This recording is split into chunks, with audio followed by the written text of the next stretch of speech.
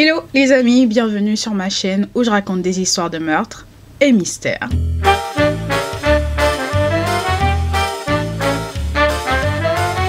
Si tu es nouveau sur ma chaîne, bienvenue, je m'appelle Osnel et je suis là tous les mercredis et les samedis pour vous raconter les histoires les plus sordides, les histoires les plus what the fuck qui existent dans ce monde. Alors juste avant de commencer, je tiens à t'inviter à t'abonner à ma chaîne, si ce n'est pas encore fait, à activer la cloche de notification et à venir me suivre sur Instagram. Alors tout petit disclaimer avant de commencer, je tiens à vous rappeler que ce contenu s'adresse à un public averti, ce contenu est déconseillé au moins de 12 ans. Alors aujourd'hui, je vais vous raconter une histoire pas comme les autres. C'est une histoire sur laquelle je suis tombée. C'est une histoire vraiment... On n'en parle pas vraiment dans les médias. Enfin, je sais pas, j'ai pas vu. C'est une histoire qui s'est passée aux États-Unis, mais généralement, ce genre d'histoire, les médias, ça les intéresse, ils en parlent répétitivement, Ils essayent de faire genre, mais là...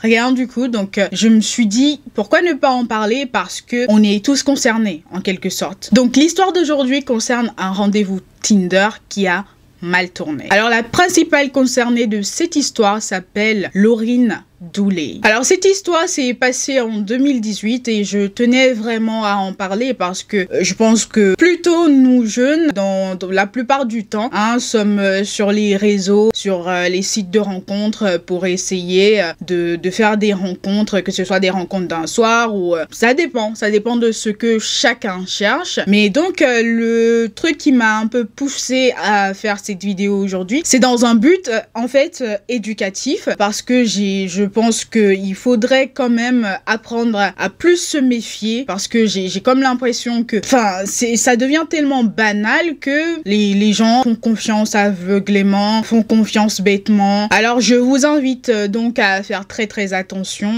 par rapport à ce que j'ai cité précédemment, parce que je pense que quand on meurt, on n'a pas la possibilité de passer de temps en temps faire un coucou à ses proches. Je pense pas. Alors au moment où cette histoire s'est produite, Lauryn avait 22 ans et elle s'est inscrite sur Tinder dans le but de trouver des plans d'un soir. Un jour, Lauryn swipe du coup et elle match avec un jeune homme de 21 ans qui avait exactement en quelque sorte le même but. Donc ils se plaisent et ils se sont mis d'accord pour se rencontrer et se faire du bien.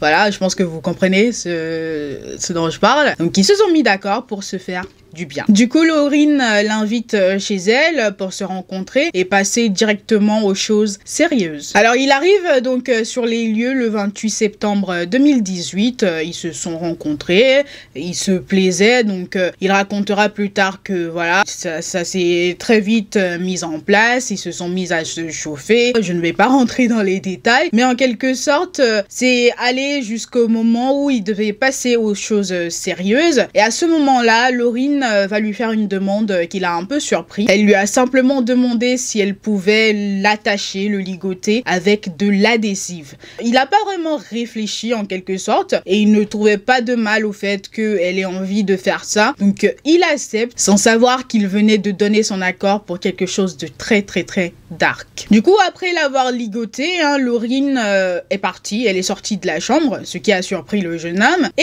elle est partie dans la cuisine, elle est revenue avec un couteau de cuisine et tout de suite elle lui a infligé une coupure. C'était vraiment quelque chose de profond. Et ensuite elle a ramassé une ceinture et elle s'est mise à l'étrangler répétitivement. Donc elle l'étranglait pendant quelques secondes, ensuite elle s'arrêtait et elle checkait son pôle en quelque sorte, et quand elle sentait que voilà, son cœur recommençait à battre un peu normalement, elle le réétranglait. Alors après ça, elle s'est mise énormément en colère parce qu'il saignait énormément sur son lit. Et donc ce que Lauryn a fait, c'est qu'elle a ramassé le couteau et en le menaçant avec le couteau, elle l'a obligé à aller s'allonger dans la baignoire. Après ça, comme si de rien n'était, Lauryn a commandé à manger et puis elle attendait sa nourriture. Quand le livreur est arrivé, elle a dit au jeune homme que s'il faisait du bruit, que s'il bronchait, qu'elle allait revenir et qu'elle allait le tuer tout simplement. Donc le livreur a livré le repas, le jeune homme qui tenait à sa vie n'a pas bronché. Donc après avoir avoir bien mangé, repris des forces, je pense. Elle a fait revenir le jeune homme sur le lit et elle s'est allongée à côté de lui avec le couteau. Donc après elle s'est allongée à côté du jeune homme, je sais pas ce qui s'est passé, mais elle s'est endormie et quand le jeune homme s'est rendu compte qu'elle dormait vraiment, il a réussi à se libérer, à se débattre et à se libérer de ses liens. Je sais pas comment il a fait, mais apparemment il serait sorti de l'appartement, il a réussi à sortir de l'appartement et il s'est mis à courir tout nu dans la rue, ce qui a alerté évidemment les voisins parce que les gens étaient choqués de voir un jeune homme en train de courir tout nu dans la rue et c'est là que les gens ont pris la décision d'appeler la police. Le truc c'est que les voisins raconteront plus tard que au moment où le jeune homme est sorti dans la rue et était en train de courir et appelait à l'aide, Laureen serait sortie de son appartement, elle s'est mise devant la porte et elle l'observait d'une manière, mais les voisins ont raconté que même eux qui étaient chez eux, ils avaient peur. Alors une fois la police sur les lieux, ils ont écouté le jeune homme. Je pense que tout s'est passé exactement comme ça s'est passé avec Jeffrey Dahmer. Donc ils ont écouté le jeune homme. Ensuite ils sont revenus à l'appartement avec le jeune homme et ils ont pénétré l'appartement.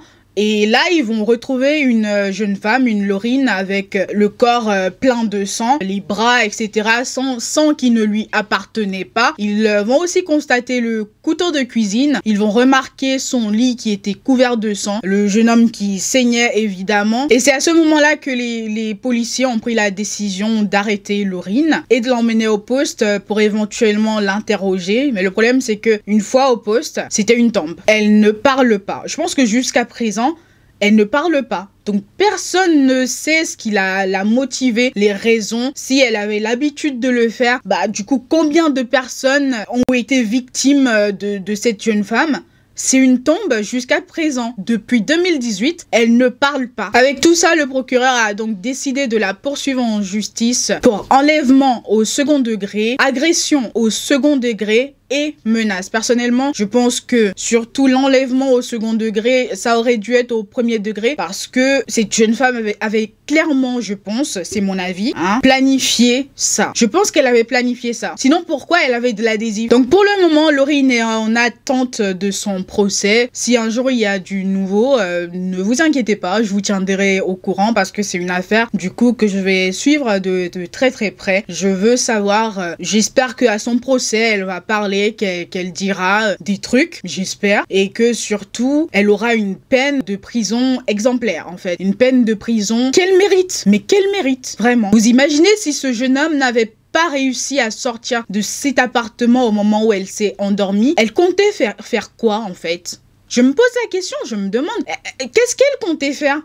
Parce que déjà, elle lui a infligé une blessure assez profonde à la poitrine. Je pense pas qu'elle allait tout simplement décider de le laisser rentrer chez lui comme ça. Elle l'a étranglé répétitivement. Enfin, qu'est-ce qui allait se passer en fait? Moi, c'est donc je vais suivre cette affaire de très près. Je veux savoir en fait si déjà c'est la première fois qu'elle fait ça. C'était quoi son but? C'était quoi son projet? À quoi elle pensait? Est-ce qu'elle allait le laisser rentrer chez lui avec ses blessures? Enfin, cette histoire est tellement absurde que surtout que elle avait 22 ans quoi. Enfin, après il y a pas d'âge pour être taré, mais franchement je sais pas quoi dire en fait. Je sais vraiment pas quoi dire. Donc voilà les amis, j'espère que cette histoire vous aura plu. On se retrouve une prochaine fois pour une nouvelle histoire. En attendant, je vous souhaite une bonne journée, portez-vous bien et faites de bons choix. Mouah.